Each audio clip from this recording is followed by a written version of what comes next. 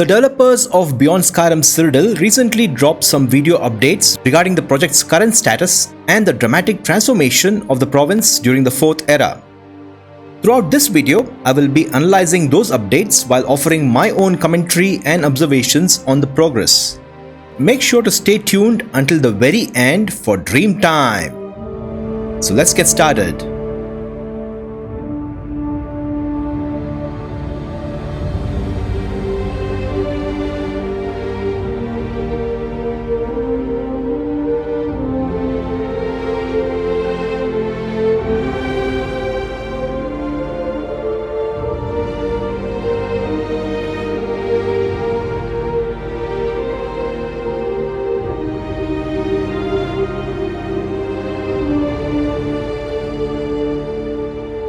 The team has been working on the Colovia area of Cyrodiil over the last 2 years.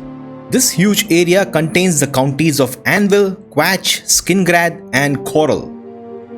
Most of the non-quest content, such as creating new cities, settlements, and other minor locations, is nearly complete.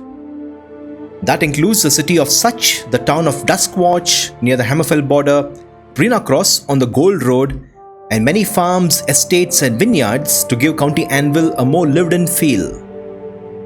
For those who don't know, the city of Such was cut from the development of Oblivion. It was meant to be in the game, but for some reason, most likely budget-related, the city was cut and turned into a ruin filled with bandits.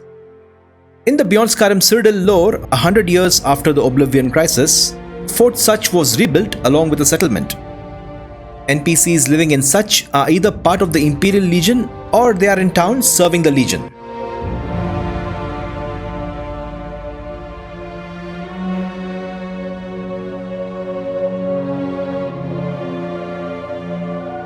The team has also worked on new settlements and locations in Quach County.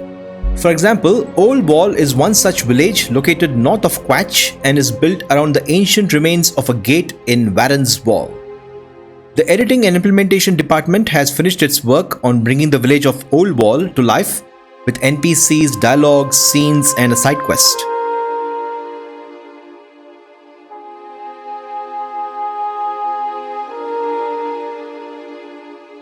Next, in this map image, we see the hilly city of Corrup.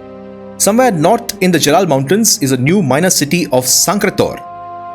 According to the Beyond Skyrim Cyrodiil lore, Sancre is a popular pilgrimage destination. It was rebuilt by the Mede dynasty. And yes, Sancre is a historic site. If we read the book Ramanada, we learn about the magical events that occurred in the First Era.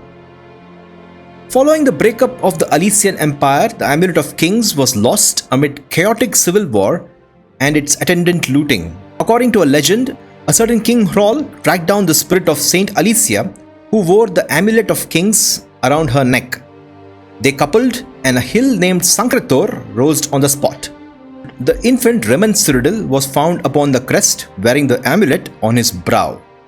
And it was in this darkness that King Hrol set out from the lands beyond Lost Twill, with a sortie of questing knights numbered 18, all of them Western sons and daughters.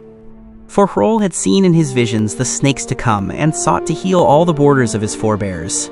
And to this host appeared at last a spirit who resembled none other than Elestia or Alesia, queen of ancient times.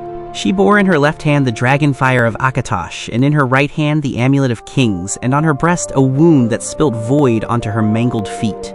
And seeing Elestia and Chimel Adabal, Hrol and his knights wailed and set to their knees and prayed for all things to become as right. Unto them the spirit said, I am the healer of all men and the mother of dragons, but as you have run so many times from me, so shall I run until you learn my pain, which renders you and all this land dead. And the spirit fled from them, and they split among hills and forests to find her, all grieving that they had become a villainous people. Hrol and his shield thane were the only ones to find her, and the king spoke to her, saying, I love you, sweet Ales, sweet wife of Shor and of Oriel and the sacred bull, and would render this land alive again, not through pain but through a return to the dragon fires of Covenant, to join east and west and throw off all ruin. And the shield thane bore witness to the spirit opening naked to his king, carving on a nearby rock the words, and Hrol did love unto a hillock before dying in the sight of their union. When the 15 other knights found King Hroll, they saw him dead after his labors against a mound of mud, and they parted each in their way to their homeland and would say nothing of Hroll, and acted ashamed for him. But after 9 months, that mound of mud became as a small mountain, and there were whispers among the shepherds and bulls. A small community of believers gathered around that growing hill during the days of its first churning, and they were the first to name it the Golden Hill Sancre. And it was the shepherdess Sediena who dared climb the hill when she heard his first cry, and at its peak she saw what it had yielded, an infant she named Riemann, which is Light of Man. And in the child's forehead was the Chimel Adabal, or the Amulet of Kings, alive with the dragon fires of yore and divine promise, and none dared obstruct Sediena when she climbed the steps of White Gold Tower to place the babe Riemann on his throne, where he spoke as an adult, saying, "I am Cyrodiil, come."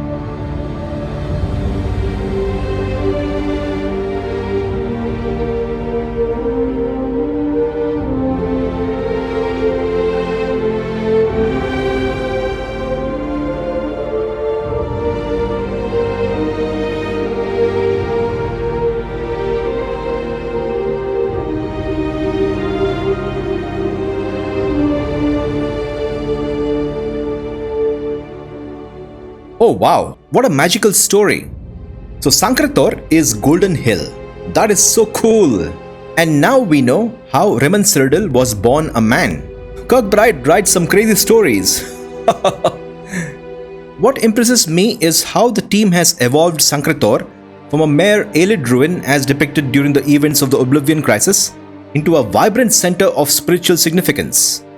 That is a testament to the deep lore integration by the Beyond Skyrim Cyrodiil team. By the year 4E201, this hallowed ground has been rebuilt by the Mede dynasty and serves as a major pilgrimage site where citizens from across Tamriel gather to venerate the many imperial dynasties interred within its shrines and mausoleums. The site is imbued with divine blessings, ancient magic, and the mystery of its legendary past as the Golden Hill, the birthplace of Cyrodiil. It is heartening to see the developers honor the complex narratives found in texts like the Ramanada, ensuring that such a pivotal location reflects its true status as a historic graveyard of emperors protected by the unyielding warrior monks of the Order of the Shroud. That is fantastic work by the Cyrodiil team. These concept art designs are so beautiful, and when Beyond Skyrim Cyrodiil launches, my level 1 character will go on a pilgrimage to Sancre and visit the shrine of Alicia and Belharza. Sancre. Just thinking about that pilgrimage is giving me goosebumps.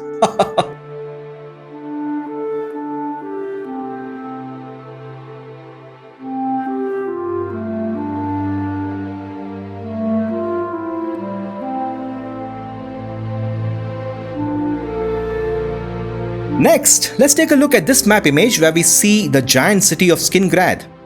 And north of the city, we see 3 new settlements. You have one town to the northwest of Skingrad, another town to the north, and another towards the northeast.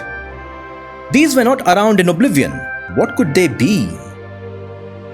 If we take a look at the Project Tamriel Cyrodiil map above Skingrad, they have settlements like Sarchal, Ardan, Brindal, Delodil.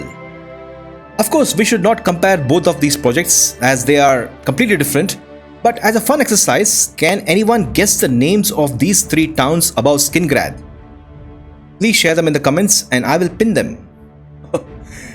Now, I do know that the Beyond Skyrim Cyrodiil team has a grid map just like this.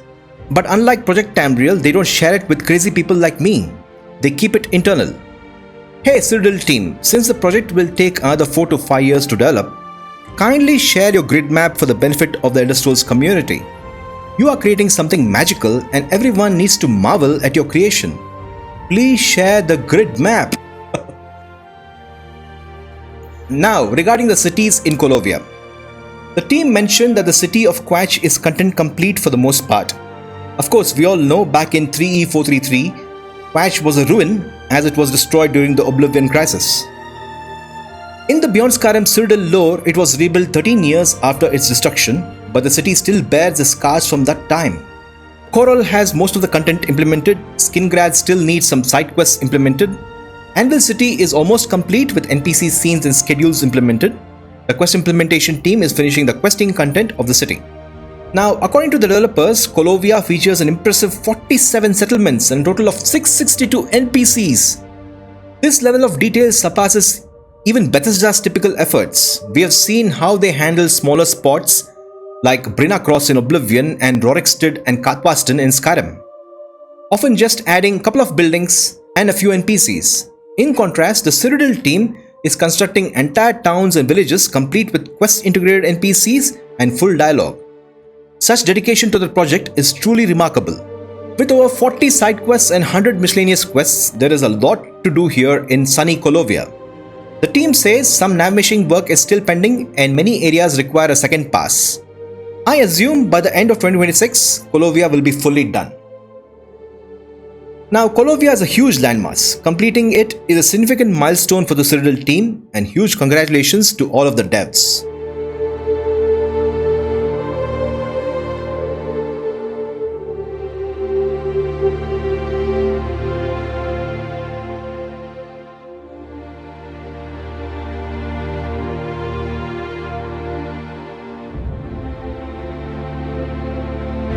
The team has now switched focus to the Nibenay area. This huge area contains the counties of Bruma, Leavin, Cherenhal, Bravil and the Imperial Isles. Leavin is the next city on the team's roadmap to be fully implemented. The interior and exterior teams are working on their tasks, while the writing team is working on 127 NPCs, 128 scenes, 13 miscellaneous tasks and 8 side quests. Once all the writing is done, the quest implementation team starts working. To align more closely with Bethesda's original concept art, the team has redesigned Leavin to span the Niben in 3 different sections, as you can see here.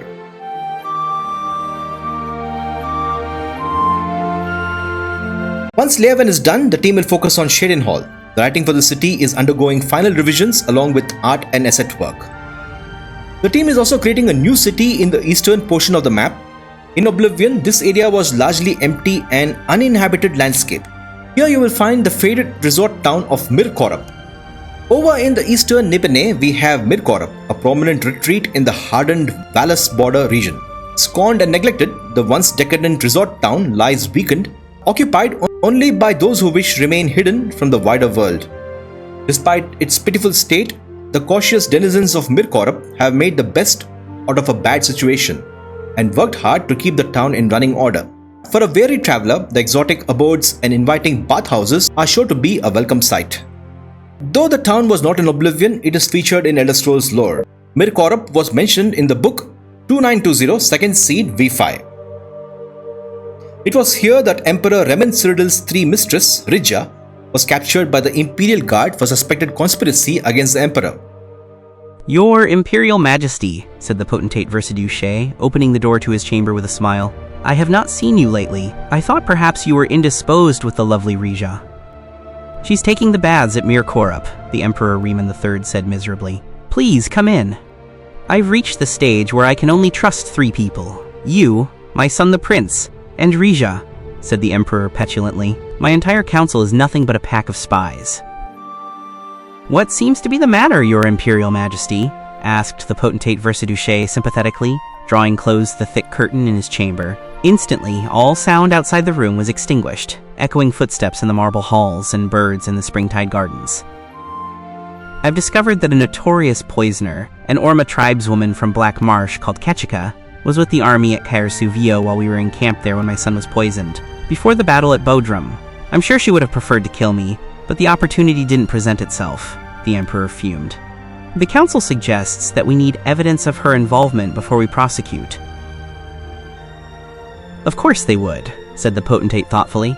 Tell the Council you're dropping the matter, and I will send out the guard to track this Ketchika down and follow her. We will see who her friends are, and perhaps get an idea of the scope of this plot on your Imperial Majesty's life. Yes, said Remen with a satisfied frown. That's a capital plan. We will track this scheme to whomever it leads to. We know that Remen III was assassinated by the Morak Tong in the chamber of the Imperial Palace. It is believed that his potentate, Versidue, ordered his assassination. But in this book, they were friendly and were scheming together at Corrup. The first era is truly incredible. And my level 10 character will visit Mir Corrup and spend a month enjoying the hot springs and reading about Remnant 3 and Vasidio Shea.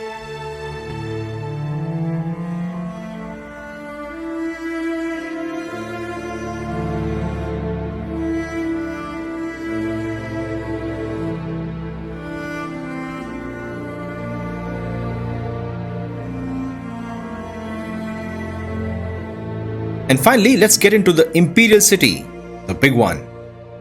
Early development work by the writing and art teams has begun. Apparently, the writing team has spent all of 2025 outlining the Imperial Isles. The Beyond Skyrim Cyrodiil's version of the Imperial City is massive.